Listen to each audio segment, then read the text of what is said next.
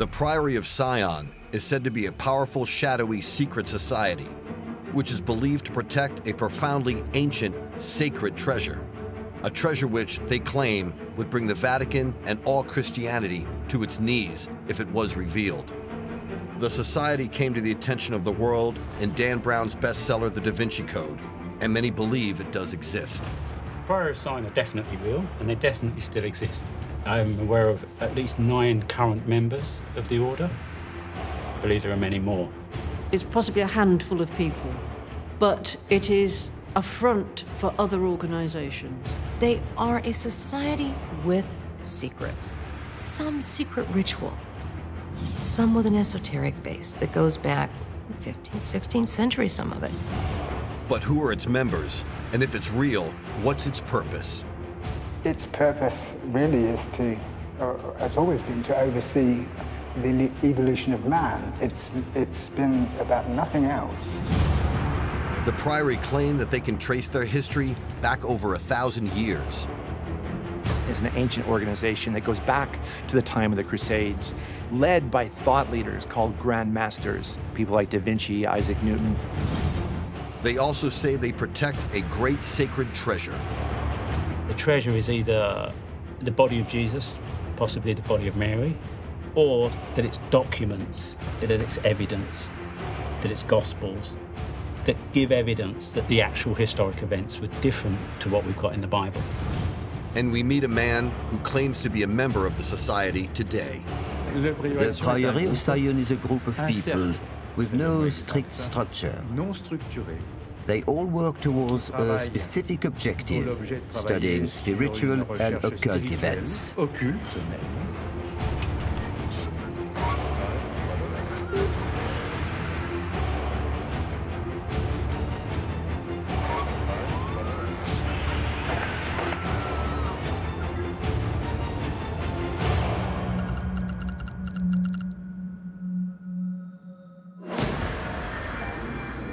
The Priory of Sion first came to the attention of the public in the late 70s through the publication of a best-selling novel, Holy Blood, Holy Grail, which created a huge controversy around the world by claiming that Jesus did not die on the cross, but survived to marry and raise a family with Mary Magdalene. The authors went on to claim that their descendants formed a holy bloodline which exists today, and which the Church in Rome still wants to stamp out.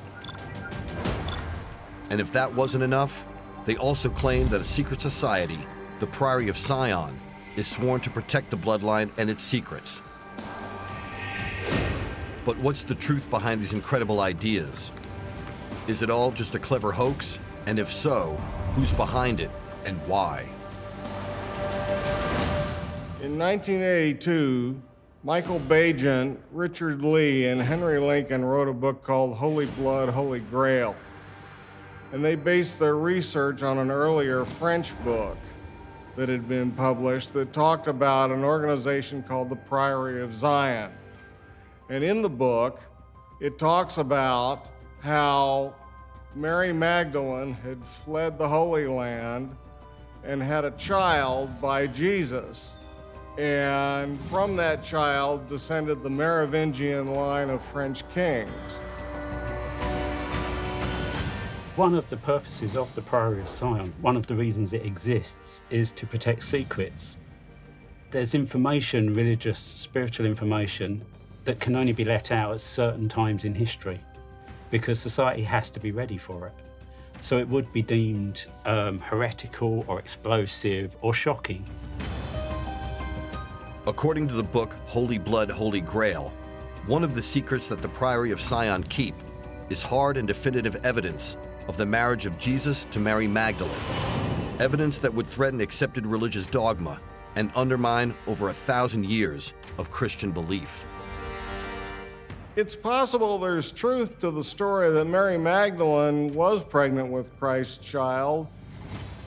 There's some question about Christ being married, and it was not mentioned in the Bible because it was unusual for a Jewish man in his 30s in those days to not be married. Mary Magdalene was present at the foot of the cross. She was there with the apostles. She was the first one that Christ revealed himself to when he rose from the dead. So there are many reasons why it's a popular theory, popularized by Dan Brown, that Mary Magdalene was married to Christ. I read Holy Blood, Holy Grail years before Dan Brown came out. And it was for many people an earth-shattering assertion that the marriage at Cana had been rewritten, that it was Jesus' marriage, that it was Jesus' marriage to the Magdalene. These were all older ideas than most people thought. A generation had passed since anyone had seen them.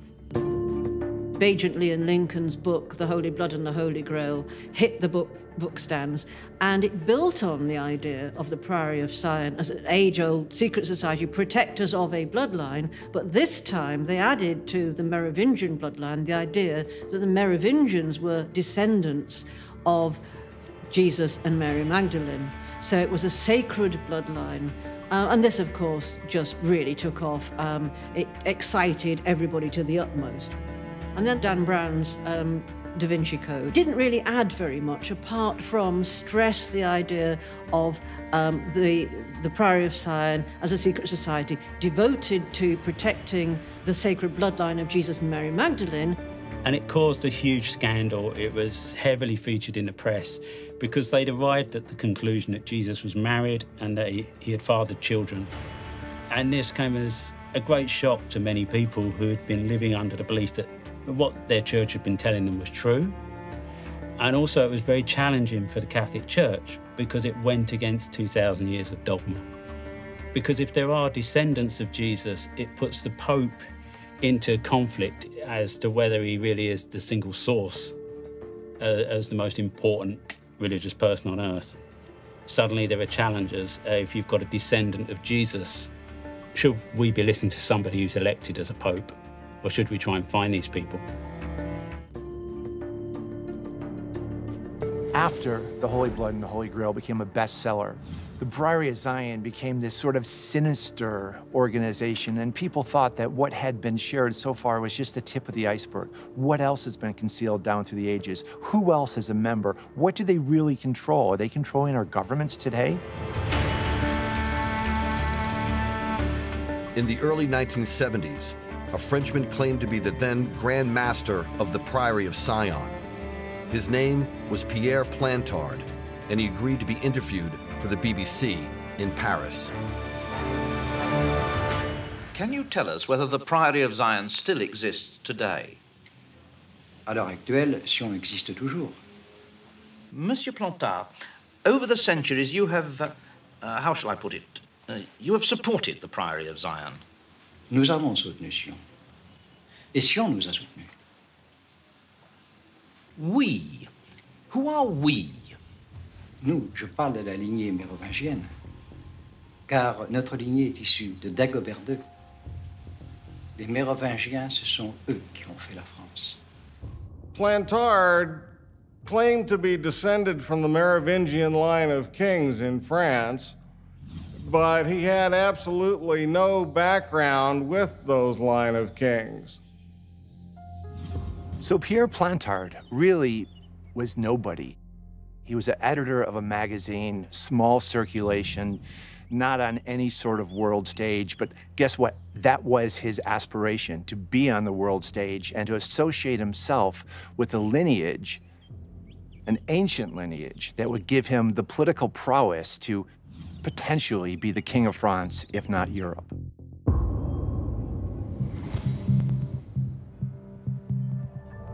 Historian and author Andrew Goff has spent much of his adult life investigating the Priory of Sion and recently tracked down the location where the Plantard interview was filmed.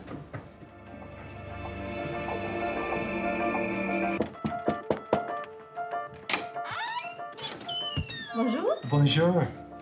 So nice to meet you. Oh, Thank you. Thank you for allowing access. This is fantastic. So this is it. This is where the interview took place.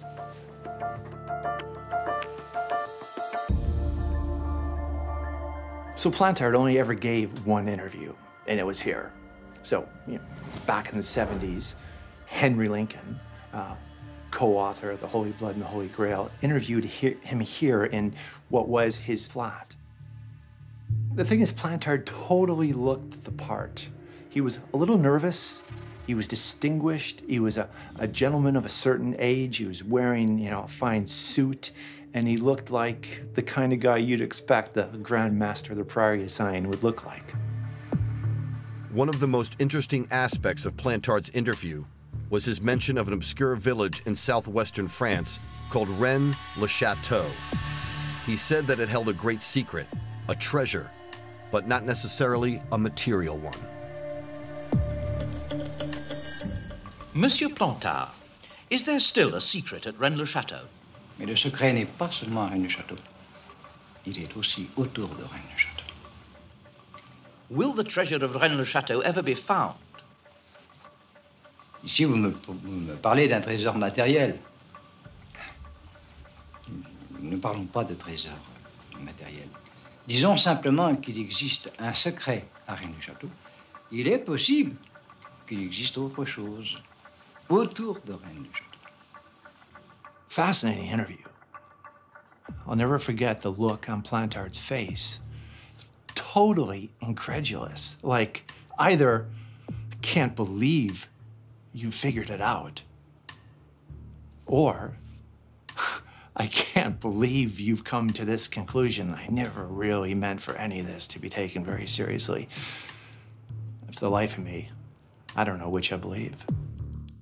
When pushed by the BBC interviewer to reveal what the secret was that the Priory guarded, Plantard was less than forthcoming. Je ne peux pas vous répondre à ce sujet. Watching the interview today, it's really amazing to look at Plantard and how he behaved. He was nervous, and he's talking about things like the Priory of Sion, and he seems relatively comfortable with that. But when Lincoln asks him directly about the mystery of Rennes-le-Château and tells him what he thinks it is, Plantard's reaction is really peculiar. First of all, he says, the mystery is not in Rennes-le-Château, it's around it.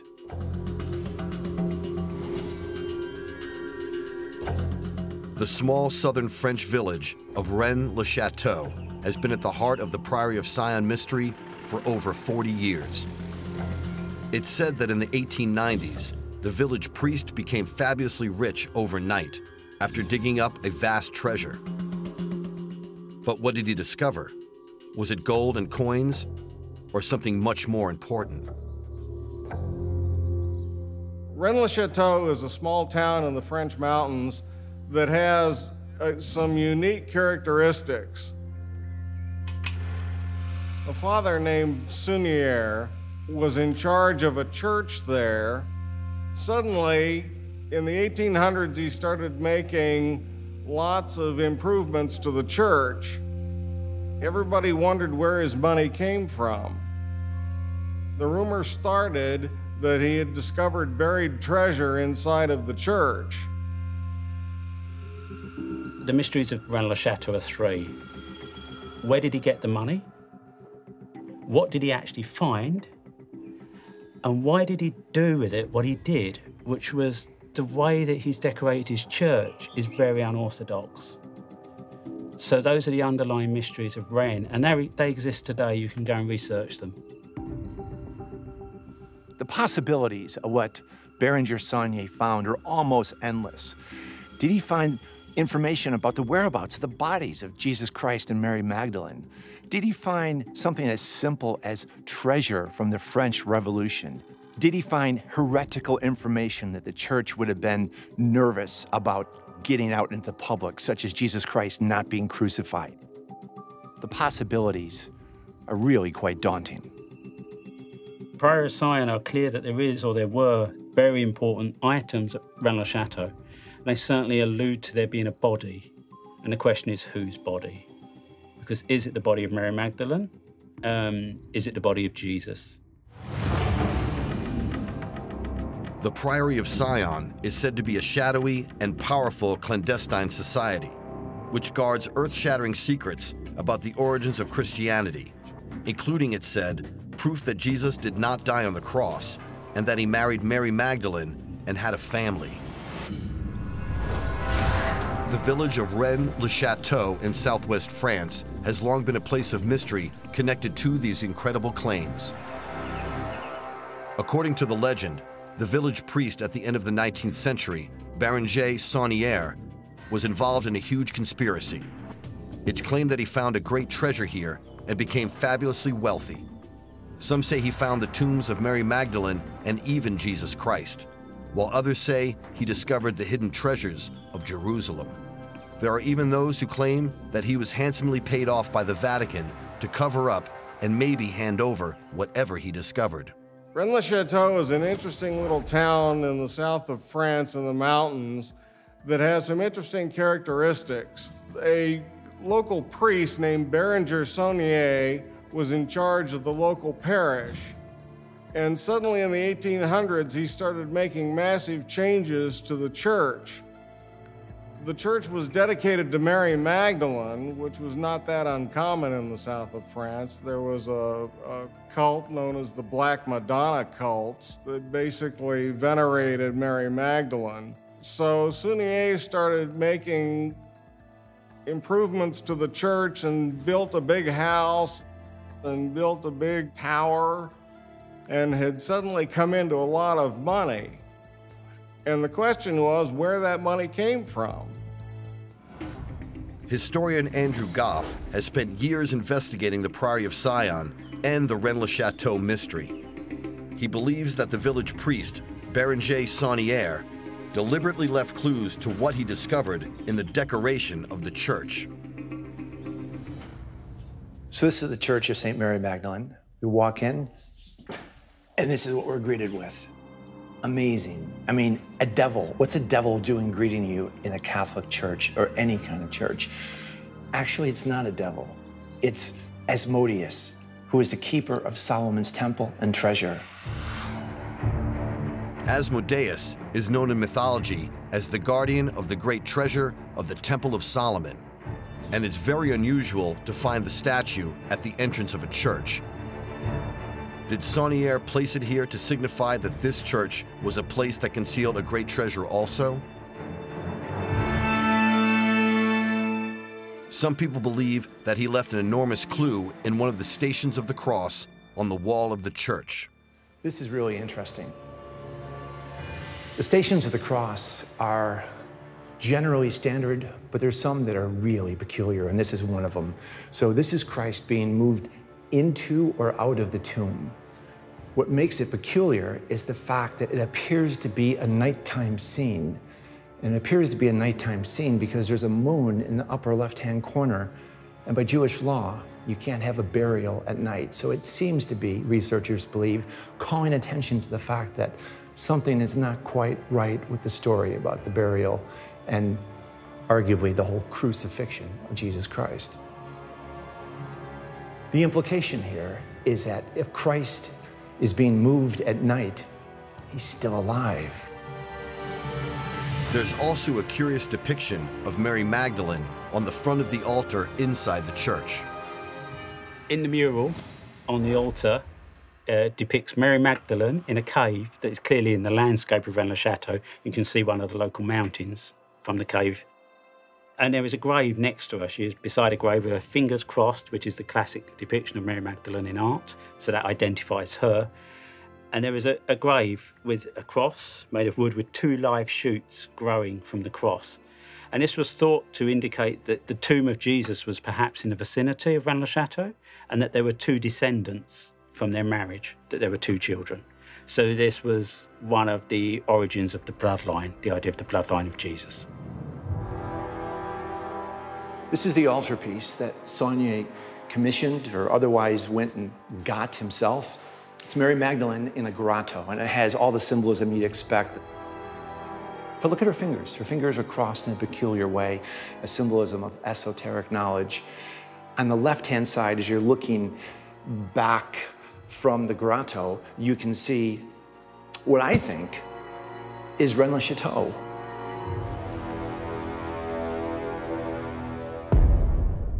Curiously, Saunier built a tower in his garden dedicated to Mary Magdalene.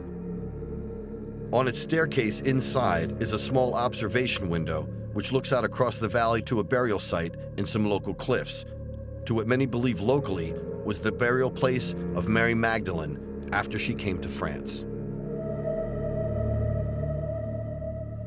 The theory went that Mary Magdalene had left the Holy Land while she was pregnant with Joseph of Arimathea and settled in southern France. As a result, this cult grew up in the south of France with this fascination with the Mary Magdalene story. The fantastic thing about the mystery of Rennes-le-Château is there are so many theories. Did Saunier find gold from the Visigoths, who had sacked Rome after they sacked Jerusalem, and all the Temple of Solomon treasure is purportedly in this area and was looked after by the Cathars, who were also resident all around Rennes-le-Château? Or had he found or been told where he could find the body of Jesus Christ and Mary Magdalene? Did he find proof that Jesus Christ was not crucified, that he was swapped with religious zealots?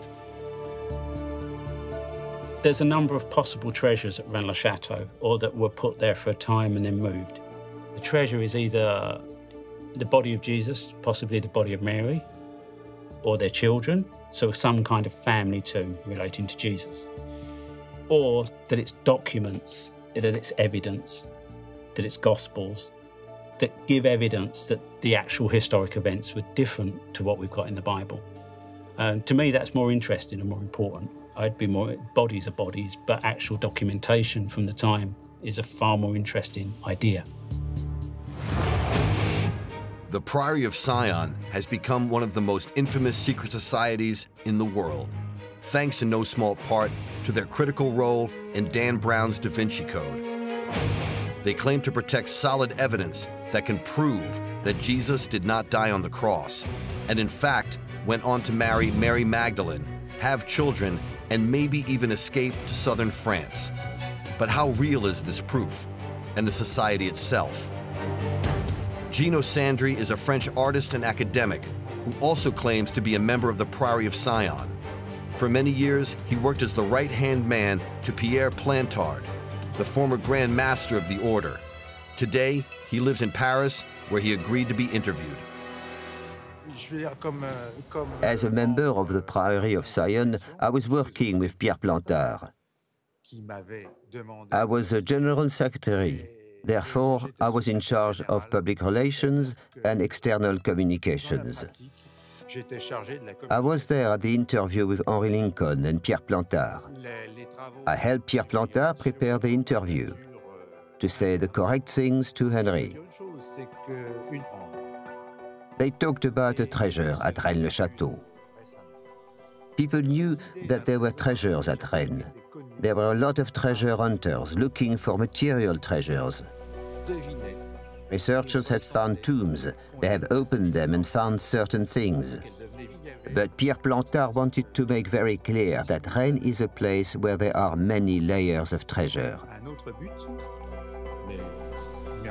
By shining a spotlight on Rennes-le-Château, you attract the public's attention. Everyone starts looking at Rennes-le-Château. There are lots of things that are coded and secret, because the whole thing about the Merovingian kings and its lineage is all just a legend. We wanted to make this public knowledge because hidden behind these legends are certain truths, certain secrets that we want to be known.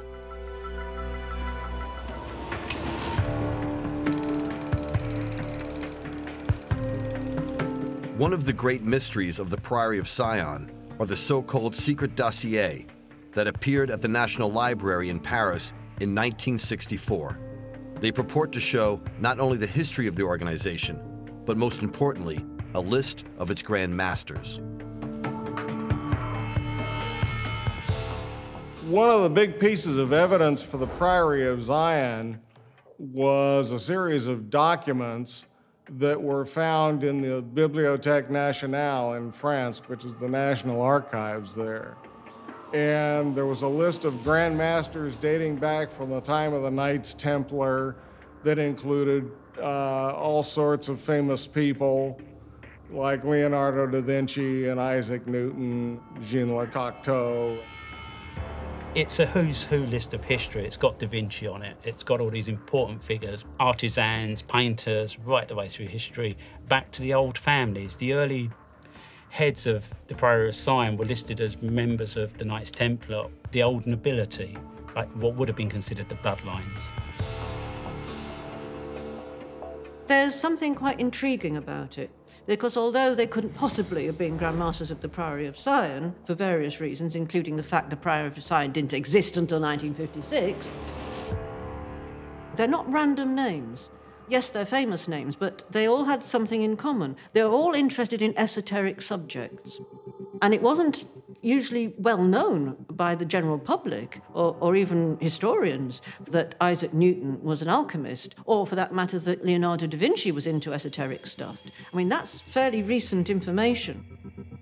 Whoever compiled the list had inside information about esoteric matters and who had been interested in it over the centuries.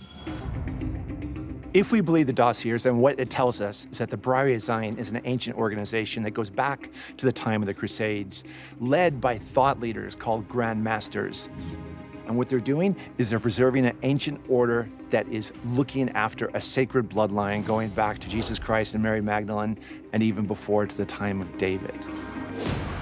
Although there's no record of who deposited the so-called secret dossier into the National Library in 1964, it's thought that Pierre Plantard was behind it, in an attempt to legitimize the history of the society.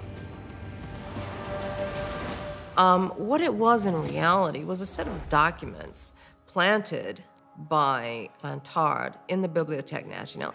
And then later on, he discovered them and said that there was a royal bloodline, the Merovingian bloodline, that he could prove that that bloodline went back to Jesus Christ. If you were to prove that Jesus didn't die on the cross, for example, that would have a detrimental impact if it was released at the wrong time to the wrong people. So the way Sion works is at various periods of time, what they call circuits, they release information.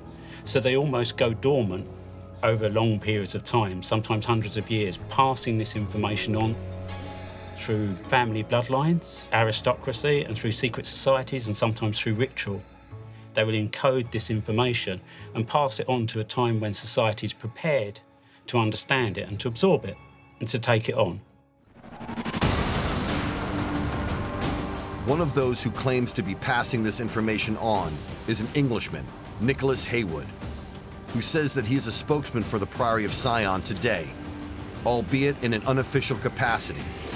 He says they are a real organization, which is still very active today. Represent the underground stream of vital knowledge, vital to man, man's evolution, man's past, for there have been many civilizations of man, far more than people think. I mean,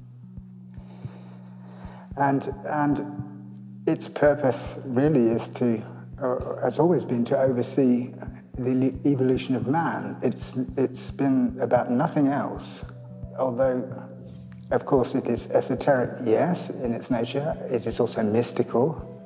It has to be, because man's origins are mystical. Normally, members are not permitted to divulge their membership. In fact, it's normal for them to deny it, even to the point of being, even though it may cause them legal problems, it may cause them political problems, it may cause them bankruptcy, it may cause them all kinds of unpleasantries, but that is part and parcel of the deal. Unless, of course, you agree to act as a spokesman, then obviously. I only know of 2 spokesmen for the Priory of Sion. Who are they? I'd rather not say. I mean, I'm acting as one. But in terms of numbers, what would you say? I'm not permitted to tell you what the numbers are. That was one thing that was made plain to me. They are a society with secrets. Some secret ritual, some with an esoteric base that goes back 15th, 16th century, some of it. The point is often made that this goes back a long time. This is a question of honor. And if a man can't be trusted to keep the secret of a handshake, or the secret of a ritual, or an entrance password, how can he be trusted with anything else? That's not exactly a secret society. That's a society that has some secrets. Haywood confirmed that while they do protect a great secret at Rennes-le-Château, it is not the body of Jesus Christ. No, Jesus' body was not brought back to Rennes-le-Château at all. I will tell you now, Jesus' body was not brought back to Rennes-le-Château or its environ. The Priory of Sion is one of the great enigmas of modern history. They claim to be an ancient secret society that protects evidence that Jesus did not die on the cross, but instead married Mary Magdalene and fathered a bloodline of descendants that still exists today. It's an incredible story, but is it true? The Priory of Sion, or Zion, is a complete fabrication. The idea that this was some interior group protecting the blood of Christ. An absolute and complete fabrication. I believe that there have been secret societies, and still are, that preserve information that, against current dogma of religion and politics, is kept quiet. Maybe they preserve artifacts. Fine, yeah, that's to be expected. I don't believe the Priory of Sion is one of those. I believe it was founded in 1956 by Pierre Plantard and his mates. When the book Holy Blood, Holy Grail was released, it claimed that the priest of the village of Rennes-le-Château, Bérenger Saunière, discovered some coded parchments at the end of the 19th century during renovations of his church, which alluded to there being a great and sacred treasure buried there.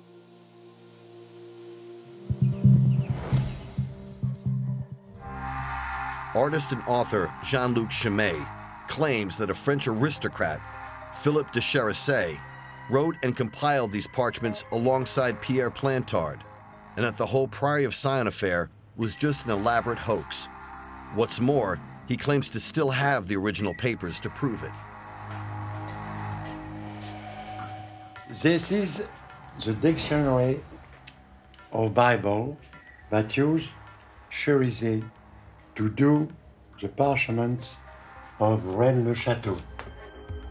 He claims that de Charisset and Plantard lifted some text from an old reference book to create the coded parchments that were revealed to the world in Holy Blood, Holy Grail.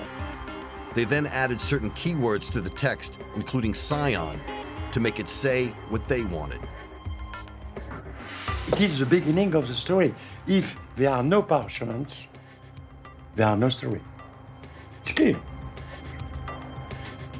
According to Chaumet, Pierre Plantard warned him not to go public with what he had seen, and therefore not reveal the huge hoax that they were hoping to pull off. He gave me this, and he said to me, don't publish that, just 20 years after my death. Plantard was claiming to be descended from the Merovingian line of kings and that he was, in fact, in line to be the next king of France. This is something that he desperately wanted, and he was using the dossiers that were discovered in the Bibliothèque Nationale to back up his claim. Plantard and his colleagues built the Rennes-le-Château mystery into their idea of creating the story of the Merovingian kings of France and their sacred bloodline.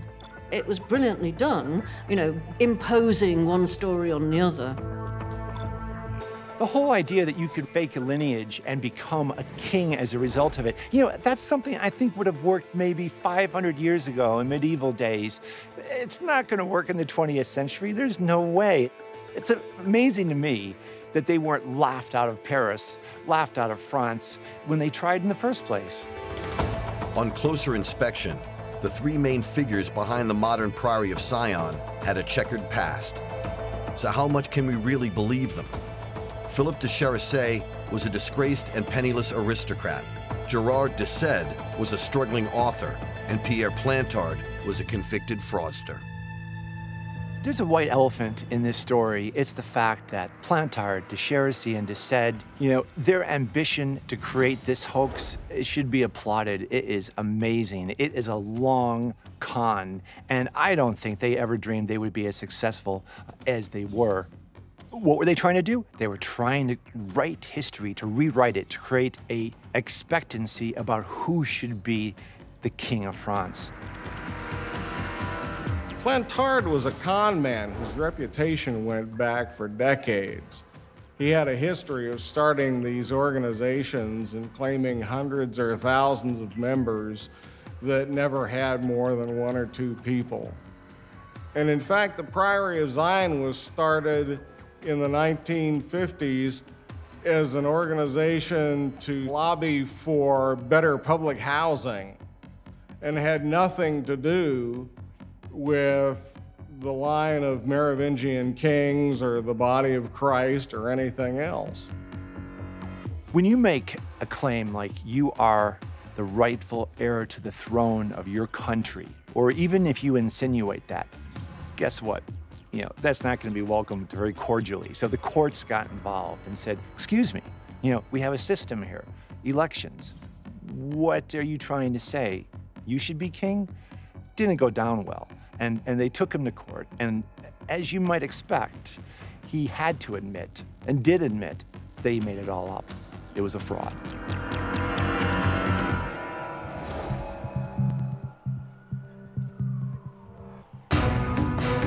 If it was a huge hoax, there are still elements of the puzzle that don't quite add up. In 1963, French artist and former Grand Master of the Priory of Sion, Jean Cocteau, painted a mysterious mural in a church in London's West End. In it seems to be real clues, which support the Priory's claims that Jesus didn't die on the cross. Author and historian Lynn Pinknett agrees. This is not the straightforward biblical story, quite clearly. For a start, you assume that it's Jesus who's being crucified, but actually there's no proof because all you see is the man who is being crucified basically from the knees down. Allegedly, the Priory of Sion believed that Jesus did not die on the cross and that there was a surrogate killed in his place.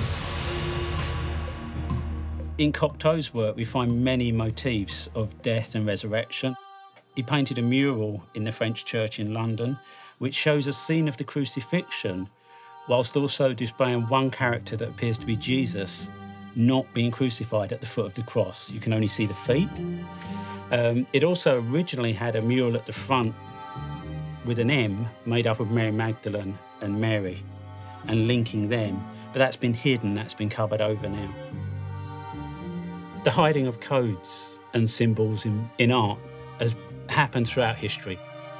I think a lot of painters were given information through history. They were seen as a means to revealing information. The good thing about painters is they work symbolically and their works tend to be protected. Art is never destroyed.